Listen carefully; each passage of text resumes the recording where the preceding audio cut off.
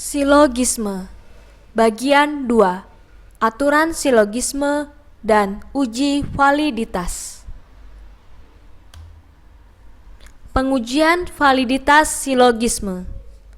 Prosedur pengujian validitas silogisme. Aturan dasar, aksioma, dalil. Semua harus dilakukan secara berurutan.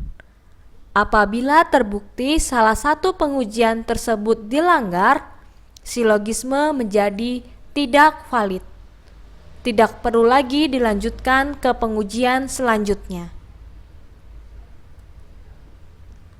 Aturan dasar, aksioma, dalil. Aturan dasar 1. Silogisme terdiri dari hanya 3 proposisi. 2. Tiap proposisi dirumuskan dalam salah satu bentuk proposisi tradisional A, E, I, O. 3. Tiap silogisme memuat hanya 3 term. Aksioma 1. Sekurang-kurangnya satu term tengah harus didistribusi. 2. Term yang di kesimpulan didistribusi harus didistribusi juga di premisnya. 3. Sekurang-kurangnya satu premis harus afirmatif. 4. Jika salah satu premisnya negatif, maka kesimpulannya juga harus negatif. 5. Jika kedua premis afirmatif, maka kesimpulan juga harus afirmatif. Dalil 1. Sekurang-kurangnya satu premis harus universal. 2. Jika salah satu premisnya partikular, maka kesimpulannya juga harus partikular. 3. Jika premis mayornya partikular, maka premis minornya harus afirmatif. Aturan dasar 1. Silogisme terdiri dari hanya 3 proposisi. 2. Tiap proposisi dirumuskan dalam salah satu bentuk proposisi tradisional A, E, I, O. 3. Tiap silogisme memuat hanya 3 term. Persoalan yang mungkin terjadi. Entimem. Premis atau kesimpulannya tidak eksplisit, tetapi tidak berarti melanggar aturan dasar 1, sebab pada dasarnya proposisinya tetap 3, yang satu tidak eksplisit. Misalnya, semua filsuf adalah pemikir refleksi, jadi Sokrates adalah pemikir refleksif.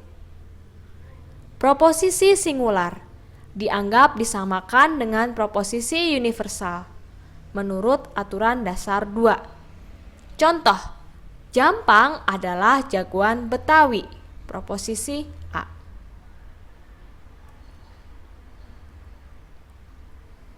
Quaeternio terminorum atau kesesatan 4 term terjadi karena menggunakan term keempat atau lebih dari 3. Melanggar aturan dasar 3 sehingga silogisme menjadi tidak valid. Misalnya, kesalahan equivokasi, penggunaan perkataan yang bermakna ganda sehingga kesimpulan dapat keliru. Semua bebek adalah hewan petelur. Motor Honda itu adalah bebek. Jadi, motor Honda itu adalah hewan petelur. Di sini bebek adalah sejenis unggas dan bebek adalah tipe kendaraan bermotor. Contoh lain yang term tengahnya tidak sama. Saya memakai celana. Sebagian celana ada di dalam mesin cuci. Jadi, saya ada di dalam mesin cuci. Aksioma 1. Sekurang-kurangnya satu term tengah harus didistribusi. 2. Term yang di kesimpulan didistribusi harus didistribusi juga di premisnya. 3. Sekurang-kurangnya satu premis harus afirmatif. 4. Jika salah satu premisnya negatif, maka kesimpulannya juga harus negatif. 5. Jika kedua premis afirmatif, maka kesimpulannya juga harus afirmatif. Contoh pelanggaran aksioma. Melanggar aksioma 1. Semua P adalah M. Beberapa M adalah S. Jadi semua S adalah P. Di sini term tengahnya atau M tidak ada yang didistribusi. Melanggar aksioma 2. Semua P adalah M. Semua M adalah S. Jadi semua S adalah P. Salah satu term di kesimpulan didistribusi. Subjek di kesimpulan didistribusi, tetapi di premisnya tidak. Predikat di kesimpulan tidak didistribusi, jadi tidak perlu diuji di premis. Melanggar aksioma 2. Semua P adalah M. Semua M adalah S. Jadi semua S bukan P. Semua term di kesimpulan didistribusi. Predikat di kesimpulan didistribusi, tetapi di premisnya tidak. Subjek di kesimpulan didistribusi, tetapi di premisnya tidak. Tidak melanggar aksioma 2. Semua M adalah P. Semua M adalah S. Jadi beberapa S adalah M. Kedua term di kesimpulan tidak didistribusi. Silogisme valid karena aksioma 2 hanya berlaku untuk kesimpulan yang memiliki term yang didistribusi. Melanggar aksioma 3. Semua M bukan P, beberapa M bukan S. Jadi semua S bukan P. Kedua premisnya negatif, tidak ada yang afirmatif. Melanggar aksioma 4. Semua M bukan P, beberapa M adalah S. Jadi beberapa S adalah P. Salah satu premisnya negatif, tetapi kesimpulannya afirmatif. Melanggar aksioma 5. Semua P adalah M. Semua M adalah S. Beberapa S bukan P. Kedua premisnya afirmatif, tetapi kesimpulannya negatif. Melanggar aksioma 2 atau 5. Semua P adalah M. Semua M adalah S. Semua S bukan P. Pelanggaran aksioma kedua, karena subjek di kesimpulan didistribusi, tetapi premisnya tidak. Aksioma 5 memang juga dilanggar. Kedua premisnya afirmatif, tetapi kesimpulannya negatif. Tetapi pelanggaran yang paling tepat adalah aksioma 2, sebab aksioma 2 terjadi terlebih dahulu daripada aksioma 5. Kecuali jika diminta menyebutkan semua pelanggarannya, maka aksioma 5 juga disebut. Beberapa istilah mengenai kekeliruan atau pelanggaran yang dapat menyebabkan silogisme tidak valid. Quaternio terminorum, melanggar aturan dasar 3. Kesesatan term tengah, melanggar aksioma 1. Kesesatan proses tidak sah term mayor, melanggar aksioma 2. Kesesatan proses tidak sah term minor, melanggar aksioma 2. Kesesatan premis-premis negatif, melanggar aksioma 3. Bentuk silogisme. Bentuk silogisme ditentukan berdasarkan posisi term tengah atau dilambangkan dengan M. Bentuk 1. M, P, S, M, S, P. Bentuk 2. P, M, S, M, S, P. Bentuk 3. M, P, M, S, S, P. Bentuk 4. P, M, M, S, S, P. Corak silogisme menunjuk pada perbedaan susunan jenis proposisi-proposisi yang membentuk silogisme.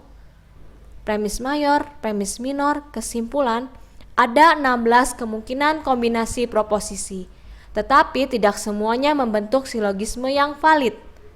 Corak silogisme yang tidak bisa menghasilkan silogisme yang valid adalah EE, OE, EO, OO berdasarkan aksioma 3, II, OI, IO berdasarkan dalil 1, IE, OE berdasarkan dalil 3. Aturan khusus bentuk dan corak silogisme. Aturan khusus bentuk 1. Premis minor harus afirmatif. Premis mayor harus universal. Corak yang valid AAA, EAE, AII, EIO. Aturan khusus bentuk 2. Salah satu premis harus negatif. Premis mayor harus universal. Corak yang valid AEE, AOO, EAE, EIO. Aturan khusus bentuk 3. Premis minor harus afirmatif. Kesimpulan harus partikular. Corak yang valid AII, EIO, IAI, OAO, EAO, AAI. Aturan khusus bentuk 4. Premis mayor harus universal jika salah satu premisnya negatif. Premis minor tidak dapat partikular jika premis mayor afirmatif. Kesimpulan tidak dapat universal jika premis minor afirmatif. Corak yang valid EIO, AEE, IAI, EAO, AAI. Dictum de omni et nullo. Dictum de omni et nullo adalah aksioma dari Aristoteles. Dictum de omni, jika salah satu subjek secara universal diafirmasi, maka juga setiap anggota dari kelas yang berkedudukan sebagai subjek harus diafirmasi. Dictum de nullo, jika sebuah subjek secara universal disangkal atau dinegasi, maka setiap hal yang menjadi anggota kelas yang berkedudukan sebagai subjek itu harus disangkal atau dinegasi. Dictum de omni et nullo hanya berlaku untuk corak silogisme bentuk 1 saja. Dictum de omni, jika setiap M adalah P dan semua S adalah M, maka semua S adalah P. Semua manusia adalah punya pikiran dan perasaan. Semua rocker adalah manusia. Semua rocker punya pikiran dan perasaan. Semua yang berselingkuh adalah pengkhianat. Beberapa pria adalah berselingkuh. Beberapa pria adalah pengkhianat. Dictum de nullo, jika setiap M tidak P dan semua S adalah M, maka beberapa S tidak P. Semua pelajar tidak ingin menempuh ujian. Semua mahasiswa Unpar adalah pelajar. Semua mahasiswa Unpar tidak ingin gagal menempuh ujian. Semua yang bersuami bukan jomblo. Beberapa mahasiswi bersuami. Beberapa mahasiswi bukan jomblo.